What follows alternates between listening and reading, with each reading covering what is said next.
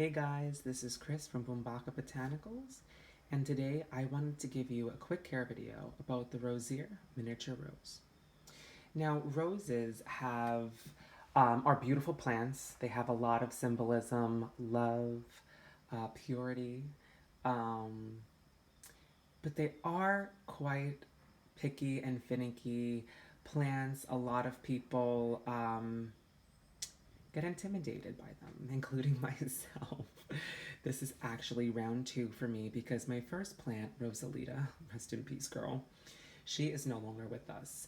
And I thought I would share what I've learned over the few months that I had her. First and foremost is lighting. Roses need very bright light, if not direct sun. Or other way around, they need direct sun, if not extremely bright lights. And they should be turned. So I just turned this girl, or boy, I still haven't figured out what gender I'm going to make this one. Maybe I should just ask it, right? Moving on. They do appreciate a well draining but heavier soil, if that makes sense. So you'll notice that this one is in a very peat mossy based mixture. Take this out of there. A peat mossy based mixture with some perlite in there. So you want something that's going to retain moisture but still allow a lot of drainage. They do have a rather shallow root system, so they can root rot quite easily. So try not to overwater, but keep the soil consistently moist. Now, I know that is a little bit like misleading, like don't keep it wet, but keep it moist. So I'm such an advocate of the soak and dry method. Soak it, soak it, soak it.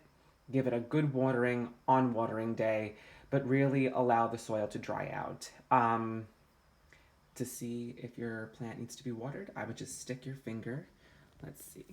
Stick your finger right down in there, and I'm just about up to my knuckle, and I can already feel that the soil is moist. So even though the top layer might look dry, stick a finger in there, and that's the surest way to know when to water. As far as fertilizing, I wouldn't fertilize as much now, maybe once every other month.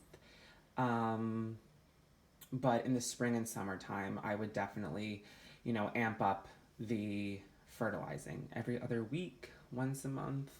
And you can always tell, and you can always adjust that, and with the watering as well. And even lighting, it's all about trial and error. It's all about experimenting. It's all about finding what works well for your plant in your home because, truthfully, we all have different conditions in our homes. So, and they do have rose specific fertilizer, which makes the entire process just that much easier. And, as far as pests, the common ones, thrips, spider mites, um, I am forgetting the white one that look like little cotton things. Um, I can't think of it. However, I'm sure somebody can let me know. I'm sure it'll come to me right after I stop recording this. And with those, you can use, I always use a mixture of 1 quart of water, lukewarm water, with some lemon juice and up to a teaspoon of liquid soap. Spray it right on the leaves, under the leaves as well. I feel like that's where a lot of pests like to gather and live, is underneath the foliage. And as far as fungal diseases, it is very prone to black spot, which normally happens more in the summer when it's super hot out. And wow, that is one noisy bird, isn't it? Um, black spot usually happens, and of course, the recycling is being picked up right now, so we'll close that window. Yeah, black spot, it usually happens during the summer where it's like hotter, humid temperatures and hotter nights, or a combination of a hotter, humid day with a cooler night. So if you do see black spot happening, you will know right away. If left untreated, it will like ultimately cause the decline of your plant. So you can do another mixture, which is up to a teaspoon of baking soda, up to a teaspoon of liquid soap, and lukewarm water. I would say a few cups to a quart. Again, just spray all over, and I would recommend cutting off the foliage that does that is infected, just so you remove all of that disease from the plant, um, so it can live its best life. Also, powdery mildew can form on the leaves. That usually is a lack of air circulation.